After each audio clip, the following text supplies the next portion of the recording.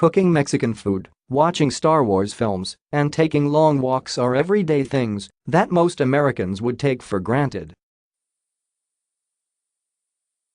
But for the House of Horrors children who were allegedly imprisoned and abused by their own parents, these have all been brand new experiences. 7 of the 13 siblings were released from Corona Regional Medical Center in California on Thursday and moved into an undisclosed rural home. Meanwhile, their parents David Turpin, 57, and Louise, 48, are behind bars on charges including torture, child abuse, and false imprisonment. They have pleaded not guilty. NOW the 7 siblings, who range in age from 18 to 29, are relishing the independence they have long been denied, according to their lawyer Jack Osborne. "It's just really fun. It's fun to be around them," Osborne, who specializes in clients with special needs, told Good Morning America. "They're really full of joy about their life and the things they get to experience right now." The siblings, who are still under the state's care, have been reunited with the family dog and are enjoying the chance to pick their own bedding and have their own closet space. Other new experiences have included picking citrus, making ice cream sundaes with hot fudge, and preparing Mexican food. It is a world away from the frozen food they were fed in the House of Horrors, if they were fed at all. "They pretty much love any food that is fresh," Osborne said. "They love fruit, pasta, and soup." Authorities said the siblings were routinely starved by their parents. All children, except for a 2-year-old toddler, were found severely malnourished. The eldest of the siblings, a 29-year-old woman, weighed only 82 pounds when she was rescued by police.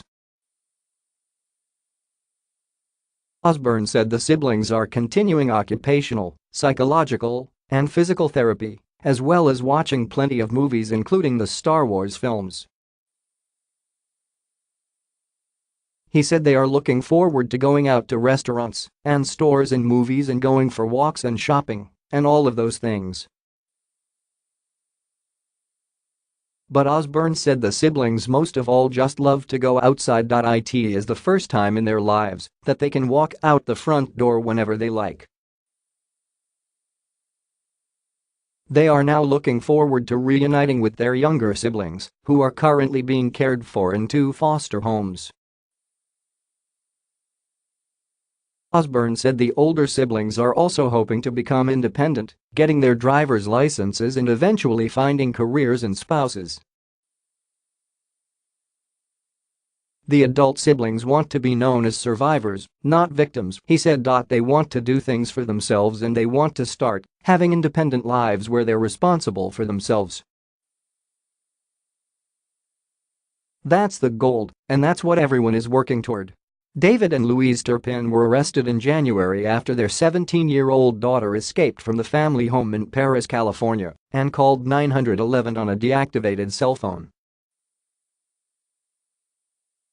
Police discovered the 12 other siblings at the home amid the stench of human waste.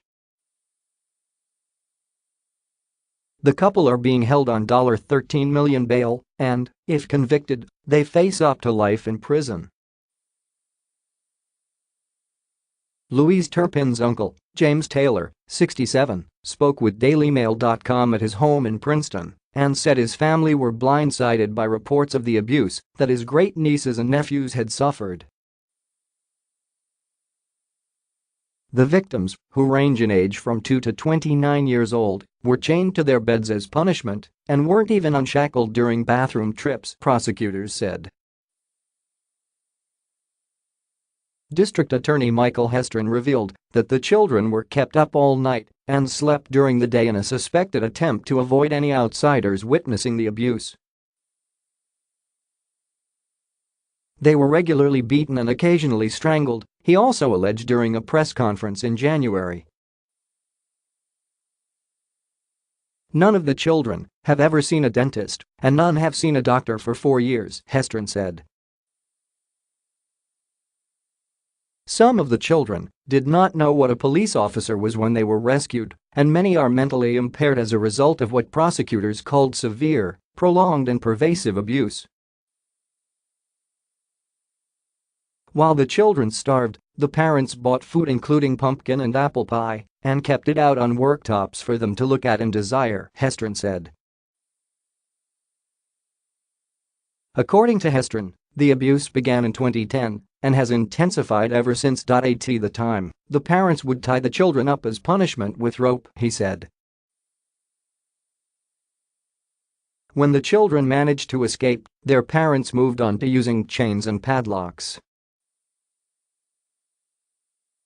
Everybody is shocked that this even happened, Taylor said. What made them do it? I wouldn't treat an animal like that. Taylor said that it had been a few years since Louise Turpin brought some of her children to West Virginia to meet family. I haven't seen her in so long, we lost contact. It was years ago that she lived here. She ran off with David and got married when she was 14 or 15, he said. She didn't even come to my mom and my sister's funeral. I thought that was kind of strange. But if they had those kids all chained up, that's probably why they didn't come. Taylor said that he was close to Louise's mother, Phyllis Robinette, before she passed away in February 2016 at the age of 66. Taylor said that he believed Louise spoke to her on a daily basis. Phyllis planned on going down there to California, but they kept making excuses. I see why now. Taylor said he was particularly shocked because he believed that David Turpin was educated and had a high-paying job, giving the impression that he was taking good care of his family. The great-uncle said that he had not spoken to any of his great-nieces and nephews but was relieved to hear that they were being well cared for. I had a hard time dealing with the details, but then I saw on the news that they were getting money and clothes, he said. Fundraising efforts have netted hundreds of thousands of dollars for the siblings. He said that the family, who still lived in West Virginia, would welcome the children with open arms should they ever want to visit.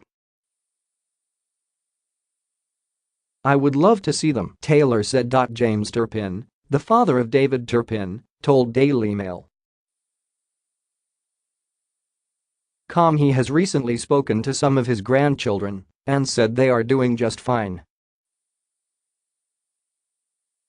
Turpin, 84, who lives in the small town of Princeton, West Virginia, with his wife Betty, 81, said that he also hoped to visit his grandchildren in California. As the adult siblings become accustomed to life on their own, their younger siblings are being introduced to experiences other children may take for granted, like toothbrushes, Harry Potter and iPads. A preliminary hearing for the Turpins' trial is set for May 14. Evidence against the couple includes videos, audio recordings and physical evidence of the years of abuse. Earlier this month it emerged that the 17-year-old girl who had escaped from the home had shared videos of herself singing on YouTube. The teen, who posted the clips under an alias, revealed the squalid conditions inside the home as a result. In one clip, obtained by GMA, a huge pile of dirty clothes are seen in the corner of the room. She was also seen playing with two small dogs which were found well fed and in good health by rescuers, in stark contrast to the condition of the children.